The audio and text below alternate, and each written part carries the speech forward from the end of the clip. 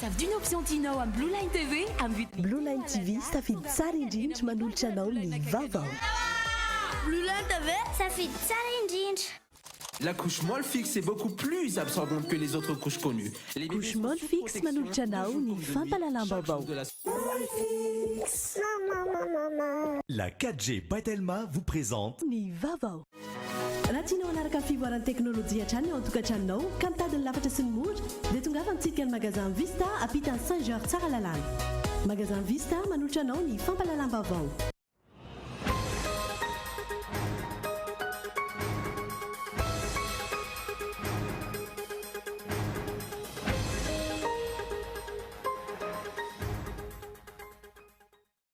Eritaona katraka androany namoany HCC ny didy fampahafantarana momba ny lehibe ny mpanohitra eny anivon'ny anteny miram-pirenena izay manery ny solombavambahoaka anao andinin-dalàna vaovao ahafahana manendry izay lehiben'ny mpanohitra. Eritaona teoriana tsy mbola totosa izany. Tsy mbola fantatra teto ny daty anaovana ny fivoriana tsy ara-potoana eny anivon'ny anteny miram-pirenena.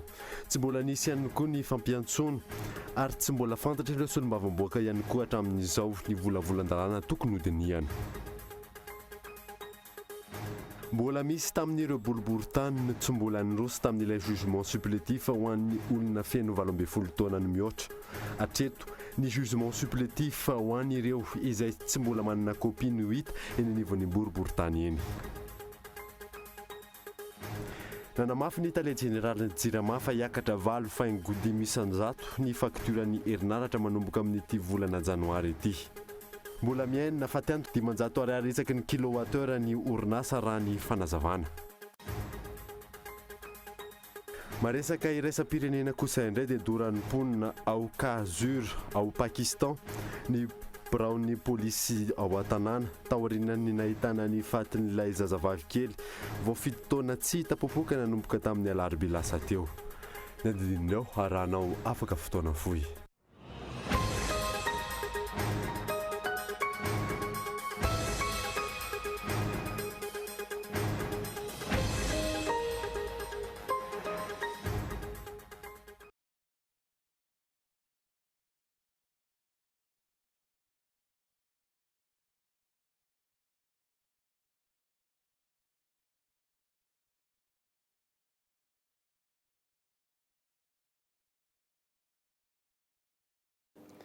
Finaritra tompoko lasy sy tompoko vavy manasanao ary anaraka ny fampalalam-baovao Kolo TV hatramin'ny farany. Anombotsika ny vaovao dia eritaona katroka androany namoan'ny HCC ny didy fampahafantarana momba ny lehiben'ny mpanohitra eny amin'ny anteny miram-pirenena izay manery ny solombavambahoaka anao andinin-dalàna vaovao ahafahana manendry izay lehiben'ny mpanohitra izay eritaona atoearinina tsy mbola totosa izany.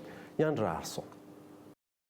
Eritaona katroka androany namoaka didy fampahafantarana laharana ohatra ray tsipika HCC bara avy tamin'ny 12 Janoary 2024 ny fitsarana avy momba ny lalam-panorenana ny amin'ny tokony hanaovan'ny solombavambahoaka eny amin'ny anteny miram-pirenena andinin-dalàna vaovao ahafahana manendry sy mametraka izay lehibe mpanohitra eny amin'ity anteny miram-pirenena ity. Ity didy fampahafantarana ity dia navoakan'ny HCC taorian'ny fangatahana vondrona parlementaire VPM MMM ny toerany lehibe ny fanoherana. Nambaran'ny HCC tamin'io didy fampahafantarana io fa tsy feno ary mandringa ny lalàna laharana 12 tsipika aotra 13 tamin'ny 5 septambra 12 mametra ny anjara toerana sy ny andraikitry ny antoko-mpanohitra ary ny amin'ny fanendrena izay lehibe ny fanoherana eto Madagasikara. Eritaona teoriana tsy mbola totosa ny didy fampahafantarana navoaka ny fitsarana avy momba ny lalam-panorenana izany ka mampametra-panontaniana ny mpanara vaovao ny amin'ny matotenina tsy ny HCC amin'ny fanapahana izay avoakany sy amin'ny fampiarana marina ny tan-tandalàna izay dradrain'ny mpitondra isaky manao kabary fa miatra eto Madagasikara raha tsy tanisa ny kabarin'ny filoham-pirenena Rajoelina Mampianina farany teo teny avy tamin'ny 5 Janoary ohatra. Firifiry zay ireo didy navoaka n'ity fitsarana avy momba ny lalam-panorenana ity no tsy narahin'ny mpitondra ankehitriny ny fampiarana azy. Raha amin'ireny ny pacte de responsabilité izay didy navoaka taorian'ny fangatahana solombavambahoaka ny fampiatoana ny filoham-pirenena ankehitriny no ny fanitsakitsahan'ny lalam-panorenana sy ny mbola tsy nananganana ny haute cour de justice izay any fa fampitsarana afaka mitsara ny mpitondra. fitsarana avy momba ny lalam-panorenana toy izany aza tsy asian'ny mpitondra ankehitriny lanja ny didijena vokany ka ahoana no inoana fa ametraka amin'ny fanjakana tan-dalàna eto izy ireo ho iatrany ny mpanara-baovao. Tsy mbola fantatra hatreto ny daty hanaovana ny fivoriana tsy ara-potoana eny anivon'ny anteny miram-pirenena, tsy mbola misy ny fiantsoana ary tsy mbola fantatra ireo solombavamboaka ihany koa hatramin'izao ireo volavolan-dalàna tokony hodinihana amin'izany. Mioramanitra. Mbola tsy fantatra mazava hatramin'izao ny daty hanatanterahana ny fivoriana tsy ara-potoana eny anivon'ny anteny miram-pirenena. Tsy mbola tonga any amin'ireo solombavamboaka ihany koa ny taratasy fampiantsoana fivoriana hatreto. Raha ny fantatra, ny fandinihana ny volavolan-dalàna fehizory feny fifidiana ho avy no isan'ny lahadinika amin'izany fivoriana tsy ara-potoana izany. Volavolan-dalàna izay tsy mbola tonga eny amin'ireo solombavamboaka ihany koa hatramin'izao raha ny fanazavana. Izy aloha hatramin'ny androany izay resako aminao izao dia mbola tsisy fiantsoana voarainay solombavambahoaka. Ary na ny lahadinika moa izany dia mazava ho azy fa ny lahadinika izay efa nambarany filohan'ny anteny miram-pirenena koa dia ny mahakasika an'ireo lalàna fehizoro izay mamehy ny fifidianana. Misy hitanay ireo projet de loi ny gouvernementareo indrindra ilay mahakasika ny code électoral mbola tsisy hatramin'izao dia miandry. Mikasika ny fandrafetana ny volavolan-dalàna ifeny fifidiana ho avy, ahina ny mety tsisy ny mangarahara manoloana ny fandrafetana izay volavolan-dalàna izay. Ahina ihany koa araka izany ny fangaraharan'ny fifidiana ho avy. Tokony tsy ho atao hoe fa ho tsongatsongaina na ho fatipatelina ny olona tokony handinika an'izany fa mbola alohany hanaovany gouvernement tan'ilay avant projet de loi dia efa mba tokony izy izany fanarahana ankapobeny consensuel daholo ny zavatra rehetra satria io ozy hoe ifehy ny fiainam-bahoaka mihitsy ka noho izany tsy misy tokony ahilikilika, mbola tsy misy mangarahara ary mbola hoe avant projet de loi izay tefitefena araka izay apety azy. Hatreto samy haino haino ny rehetra mipetraka ny fanontaniana. Inona no mety mbola sakana tsy resona amin'izay fivoriana tsy ara-potoana izay? Inona ihany koa ny antony tsy mbola nomezana io volavolan-dalàna io hodin'ireo solombavambahoaka hatramin'izao? Mangingina tsire ihany koa ny toy ny fankakevitra nataon'ny Premier Ministra amin'ny firaisampirenena sy ireo vondrona politika sasatsasany izay voalaza fa hitadiavana marimaritra iraisana.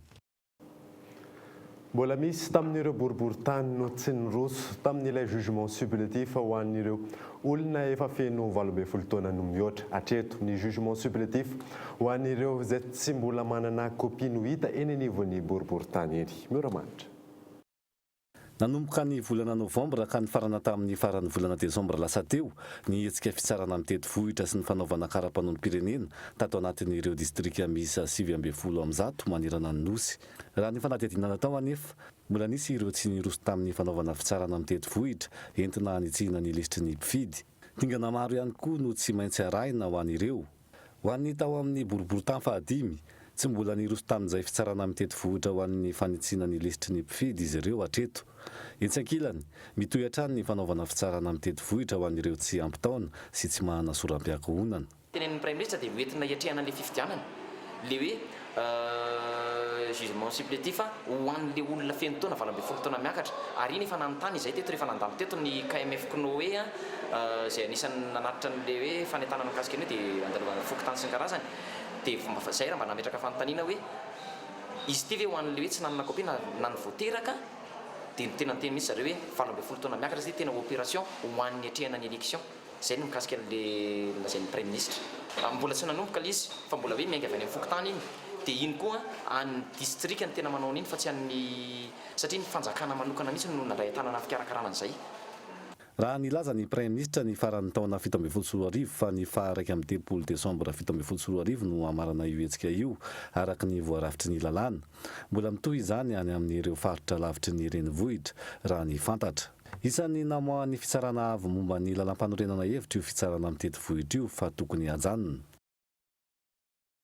Stage amin'ny fanamarinana ny anarana eny anivon'ny fokotanin'ny olom-pirenena ho an'ny fokotany iray izay nanaovana fanadadiana ambany tahan'ireo olona tonga mijery ny anarana raha toka efa amin'ny faran'ny volana izao ny mihidy ny lisam-pifidianana.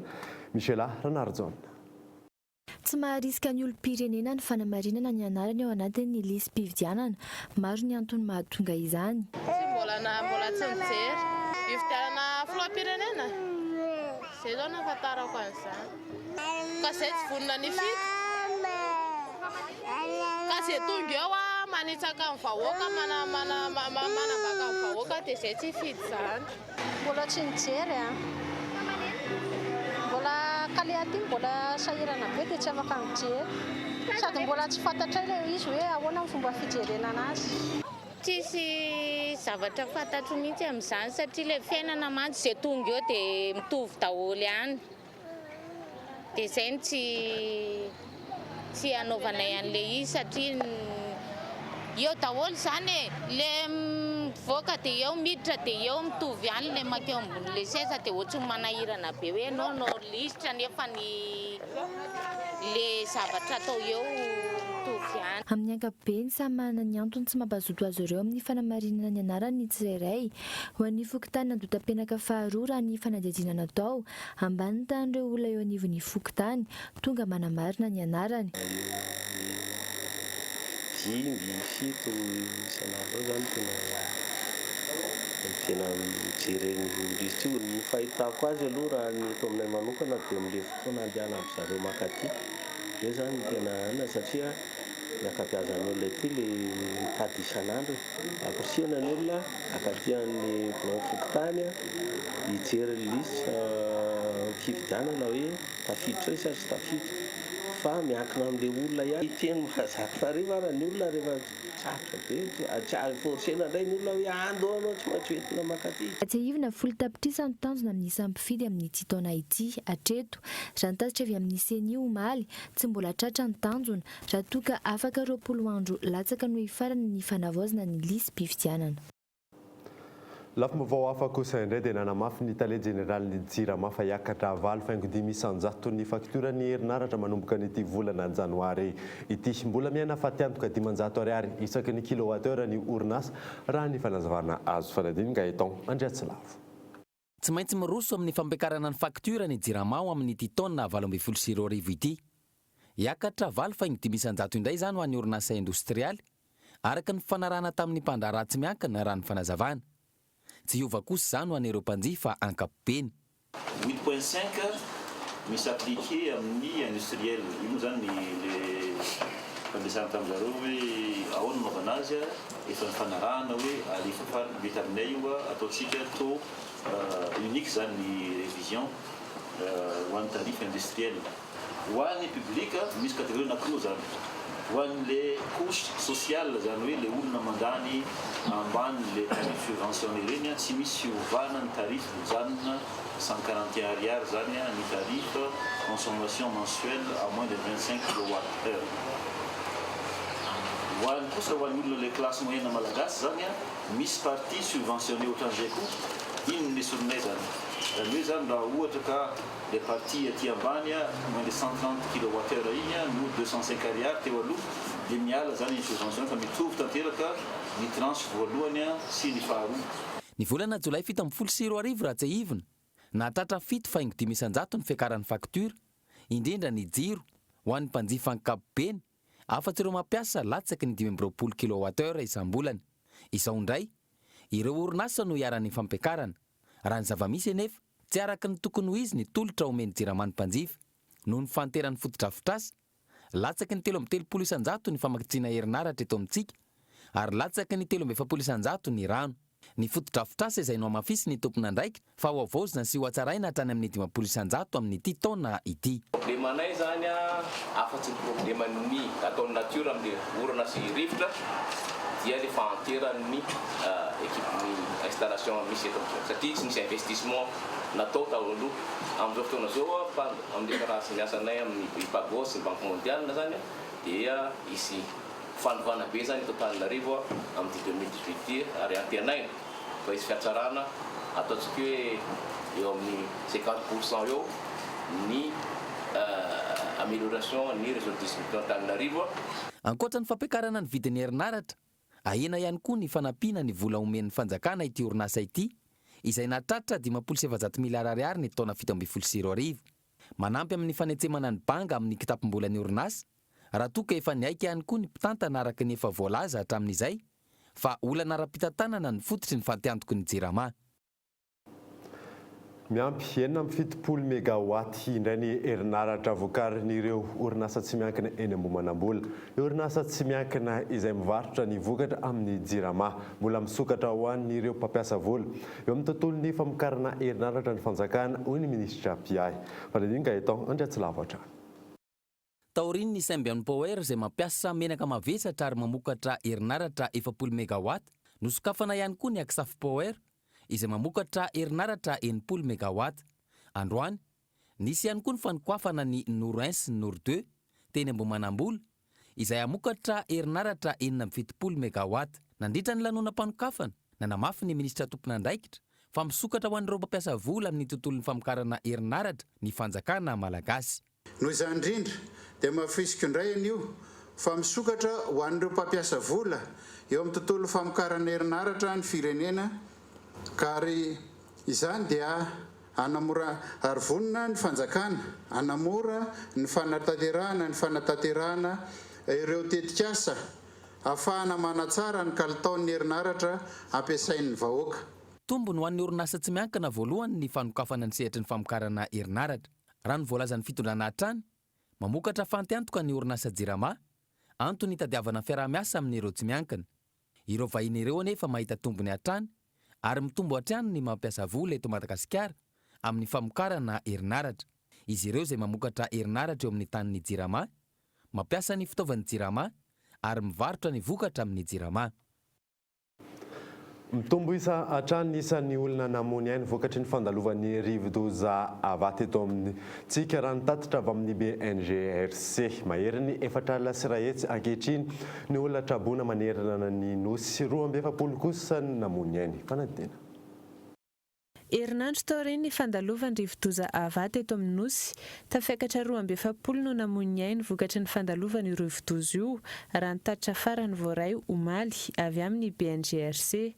420 no tsy hita, 4,740 sy 1 alina no voaterina findra.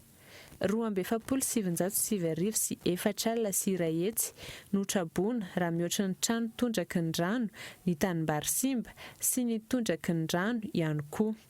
Ny tombo telo ny namony ainy teto Analamanga, 4 ny any Atsimo Atsinanana, 4 ny any Atsinanana, 17 ny any Otomatiatra, 5 ny any Menabe, 3 ny any Vatovavy-Fitovinany, 2 ny any Sofia, 2 ny tany Vakinakaratra, 1 ny tany Amoromania ary 1 tany Boeny. Distrika 12 no efa nahazo ny fanampiana avy amin'ny BNGRC nanomboka ny 4 janoary teo hatramin'ny omaly 12 janoary. Tondray anaraka dokavarotra isika mialohan'ny anoizantsika ny vaovao izay atantsika moa ny slam poésie izay endrika vaovao ny tononkalo. Eo ihany koa ny vokatra eo amin'ny Dakar 24 izay efa miditra amin'ny étape 6 omaly. Rehefa avy eo ary.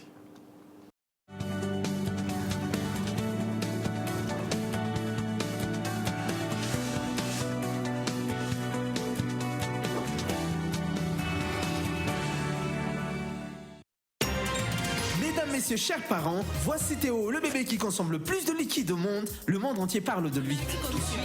La vraie question est de savoir, quelle couche peut absorber autant de liquide? Quelle couche Théo utilise-t-il? Mon fils Théo utilise bien sûr la couche de bébé la plus absorbante, la couche molle fixe. La couche molle fixe est beaucoup plus absorbante que les autres couches connues. Les bébés sont sous protection de jour comme de nuit, chaque jour de la semaine. Molle fixe. Maman. Tia, Talianeltia, Miss the Sani Mem Libe Fona, Nentunami, Manaya, Manaraga Telena Felasham Passion de Sie, und Nilam Tertucumoterapeta, Concert Foot, Telisam, Sans Blue Line TV, Tawalene San Teleanaro Channel. Ça veut dire une option Tino en Blue Line TV, en vidéo telo alariar, fara tanzanten, fialamboul, sarmietsk, fandarana wan fiala kabin, salvo manirantan, tunga vangan, en amni panzara Blue Line na kakano. Blue Line TV, ça fait ça l'indinge. Toi, nous, ça, ampiko hiakatra ao anaty taxi be ny olona manana fahasembanana ara-batana ho antsika sofera tena leo mba omena toerana voatokana foana ny mpivoka sy nitsoky olona rehefa na taxi be miala nosy aleo miteny foana isaky ny ary mba ho fanampiana ny jambo manaja tompoka mba raisokely ty olona manana fahasembanana ra-tsainy ity sofera aloha fa sahirana izy ary ndao ifanampy ndao ifanohana satria olona aloha vao manana fahasembanana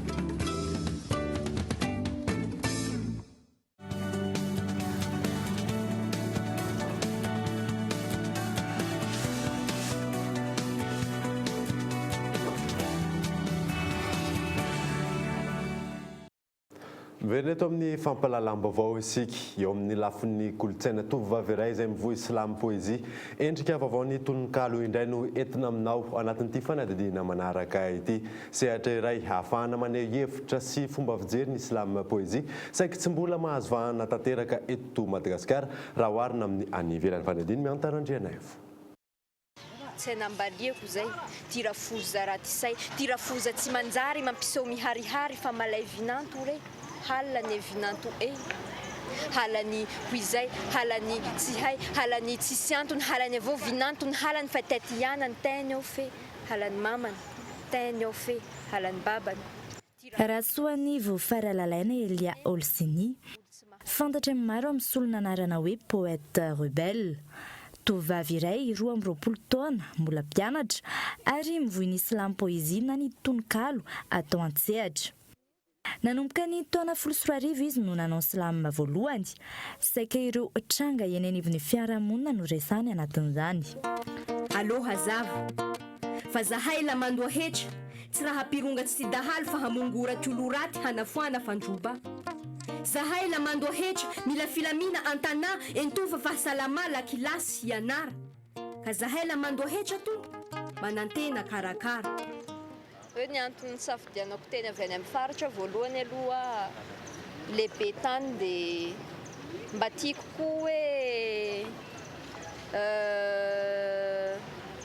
tiako ampisehoana ny akanton'ny fiteny avy any dia mba tiako zany hoe ino ny couleur na afantaran'olona na hoe ilay poeta teny Tuléaroa zay no antony safidianako. Tsy mipetraka araka ny tokony ho izy ny toerany kanto malagasy eto amintsika ho izy. Tsy mahavelona noho izany ny fanaovana slam poezia eto Madagasikara. Eto Madagasikara aloha mbola tsy ohatry ny any ampita hoe afaka atao atom-pivelomana tsara ilay izy hoe hiatoka ny fiainana rehetrarehetra fa raha hoe asa tselika ohatr'izany dia mety. Voalohany aloha ny slam mbola tsy eken'ny ministeran'ny culture hoe zavakanto zay aloha dia fa sakana ray voalohany dia faharoa na ny mpanao fanatanjahantena na ny mpanakanto ohatra ny mbola tsy dia manana ny toerany loatra eto Madagasikara. Ora roa na herinandro maro ny fanondratany miankina amin'ny aingam-panahy sy ny lohahevitra resahana. Sokajiano fialamboly ary sokajiano asa ny fanaovana tononkalo an-tsehatra na ny tononkalo amin'ny endriny moderna. Tanjony kosa ny anandratra ny Madagasikara amin'ny alalan'ny zavakanto ataony.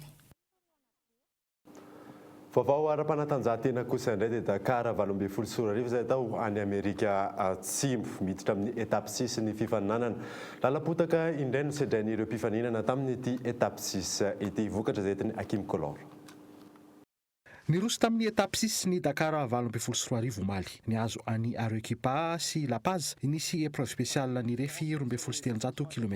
Spéciale nivadika tanteraka tamin'ilay etape 5 rehefa nisedra lalapasika dia nisedra lalana feno rano indray ireo mpifanina. Teo amin'ny moto dia ilay enduriste frantsay Antoine Meo nitondra KTM 450 rally réplica no naka ity etape 6 ity izay naka avance na 30 sekonda tamin'ny Kevin Benavides nitondra Honda CRF 450 rally izay teo amin'ny lalana faharoa ary ilay Australiana Toby Price nitondra mitondra KTM 450 rally réplica ilay nandresy tamin'ny taona 9 no fahatelo samy taraiky 3 sekondra tamin'ilay frantsay fa raha eo amin'ny filarana amin'ny akapobe dia miakatra mitarika ny lohan'ny vonjimaika ilay argentin Kevin Benavides manana avance anara mitrasy 7 sekondra amin'ny faharoa dia ilay mpanamory Yamaha Adrien Van Beveren raha mbola eo amin'ny larana fahatelo vonjimaika hatrany ilay Autrichian Matthias Valkner izay mitondra KTM. Teo amin'ny fiara indray raha nisedra fahatarana tany anaty fasika tamin'ny etape 5 Carlos Sainz dia tsy namelany raha tsy azo ity etape 6 ity raha teo amin'ny larana faharoa kosa nisan'ilay frantsay Stéphane Peterhansel ireto ekipage anankiroa ireto izay samy mitondra Peugeot 3008 Dakar Maxi raha amin'ny filarana amin'ny akapobe dia tsy misy fiovana satria dia mbola mitarika ireo Peugeot ary Stéphane Peterhansel hatrany no mitarika ny lohany vonjimaika.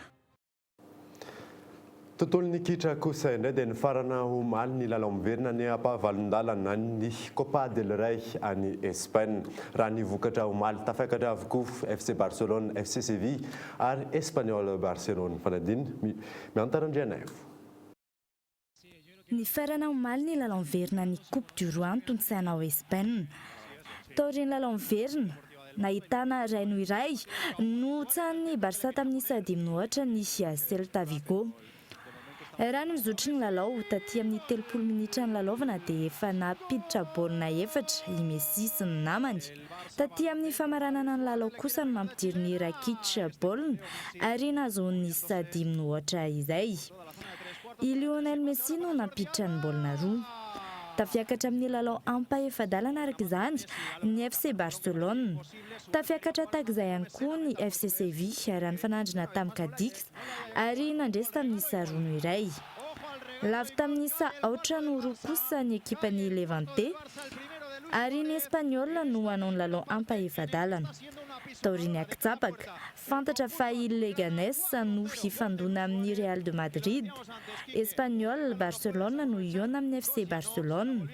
Atletico Madrid ifanandrina amin'ny Séville ary Valence no handray an'ny Alaves. Maresaka iraisam-pirenena kosa indray dia nidoro mponina ao Kazur ao Pakistan ny biron'ny polisy ao an-toerana.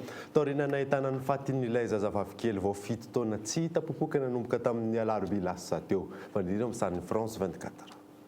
Olona anjato no nidina an-dalambe naneo ny alahelo ny taoriny nahitana ny vata mangatsiaka n'ilay zazavavy kely 7 taona Zainab teny amin'ny fanaripako omaly tany Kasur tanàna antsinanany Pakistan.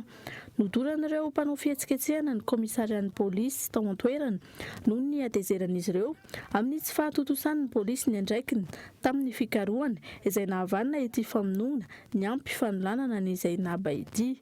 Raha tsy haivina efatrandro taoriny nanjavona n'ilay zazavavy kely teny an-dalana andeha hianatra no nahitana ny fatiny teny amin'ny fanaripako.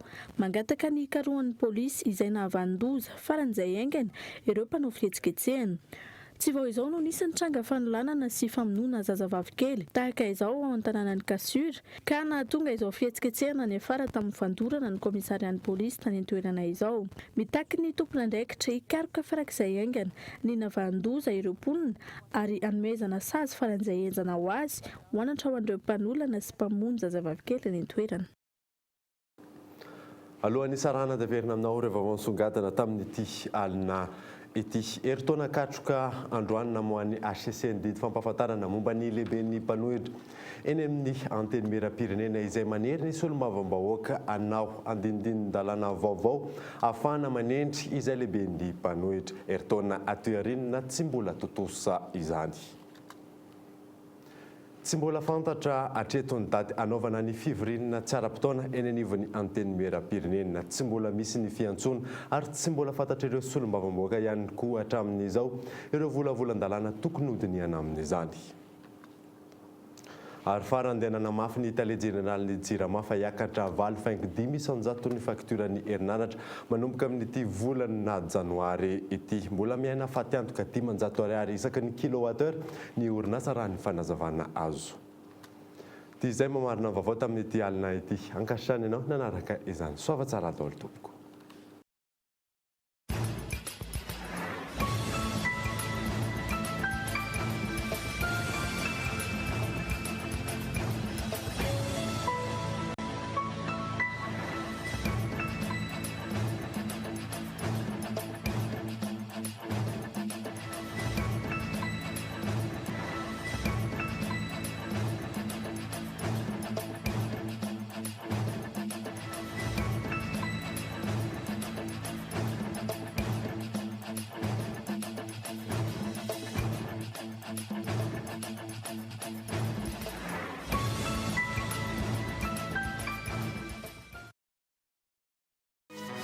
raha tianao anaraka fivoaran'ny teknôlôjia hatrany ao an-tokantranonao ka mitadiny lafatra sy ny mora dia tongava mitsidika ny magasin Vista ampitany Saint-Georges tsara lalàna na raha inao teo ny vaovao niaraka tamin'ny magasin Vista. La 4G by Telma vous a présenté Nivavao. La couche molle fixe est beaucoup plus absorbante que les autres couches connues. Na raha inao teo ny fampalalambavao niaraka tamin'ny couche molle de la fixe. semaine. Safidy ny option tianao amin'ny Blue Line TV amin'ny vidiny Ny vaovao dia ny rahanao tamin'ny Blue Line TV safidy tsara indrindra. Blue Line TV safidy tsara indrindra.